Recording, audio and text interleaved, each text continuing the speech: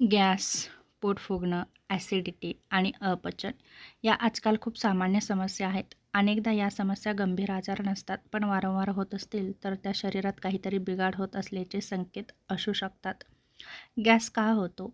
पचनक्रियेदरम्यान आतड्यांमध्ये काही प्रमाणात गॅस तयार होणं नैसर्गिक आहे, परंतु जास्त गॅस जर तयार झाला तर त्रास होतो.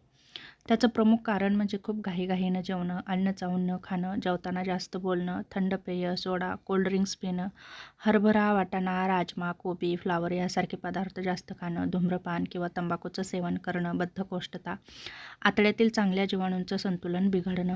यामुळे ढेकर येते, पोटात गुडगुड आवाज येतो, पोट दुखतं, वारंवार वायू होतो, पोट फुगतं.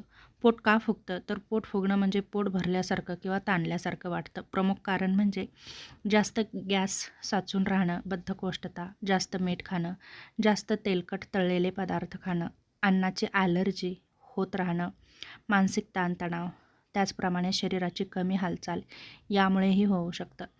दुसरं महत्त्वाचं म्हणजे पोट घट्ट वाटतं, कपडे तंग होतात. ॲसिडिटी का होते? तर पोटामध्ये हायड्रोक्लोरिक ॲसिड तयार होतं आणि हे पचनासाठी आवश्यक असतं, पण ते जास्त प्रमाणात तयार झालं अन्न नलिकेत वर आलं की ॲसिडिटी होते. त्याचं प्रमुख कारण म्हणजे तिखट मसालेदार पदार्थ खाणं, जास्त चहा कॉफी घेणं, उपाशी राहणं, धूम्रपान, मद्यपान, लठ्ठपणा, जास्त ताणतणाव, झोपण्यापूर्वी जेवणं. दुसरं महत्त्वाचं लक्षण म्हणजे छातीत जळजळ होणं, आंबट ढेकर येणं, घशात जळजळ होणं, तोंडात कडूपणा जाणवणं. अपचन का होतं? तर जेव्हा अन्न व्यवस्थित पचत नाही तेव्हा अपचन होतं. त्याचं प्रमुख कारण म्हणजे अति खाणं किंवा जास्त तेलकट पदार्थ खाणं, अनियमित जेवण करणं, खूप वेगानं जेवणं, पुरेसं पाणी न पिणं. काही औषधांचेही दुष्परिणाम होतात, जसे की झोपेची कमतरता होते. पहिलं लक्षण म्हणजे पोट भरल्यासारखं अजिबात वाटत नाही. त्याचप्रमाणे मळमळ होते, ढेकर येते, पोट फुगतं, जडपणा जाणवतो. 50 वर्षानंतर या समस्या का वाढतात? तर वय वाढल्यानंतर पचनसंस्था मंदावते, पाचक एन्झाईम्स कमी होतात, शारीरिक हालचाल कमी होते, अनेक औषधं घ्यावे लागतात, पाणी कमी प्यायलं जातं. म्हणून गॅस, ॲसिडिटी आणि अपचनाच्या तक्रारी वाढू शकतात.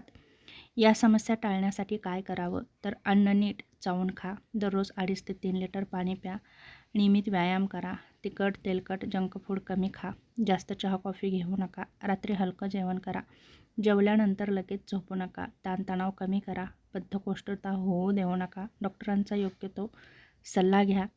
जर ही लक्षणं दिसत असतील, जसं की ॲसिडिटी होणं, वजन अचानक कमी होणं, काळी किंवा रक्तमिश्रित शौच होणं, गिळताना त्रास होणं, सतत पोटदुखी, वारंवार उलट्या होणं, ही लक्षणे कधीकधी पोटातील अल्सर, पित्ताशयाचे विकार किंवा काही गंभीर आजारांचे संकेत असू शकतात.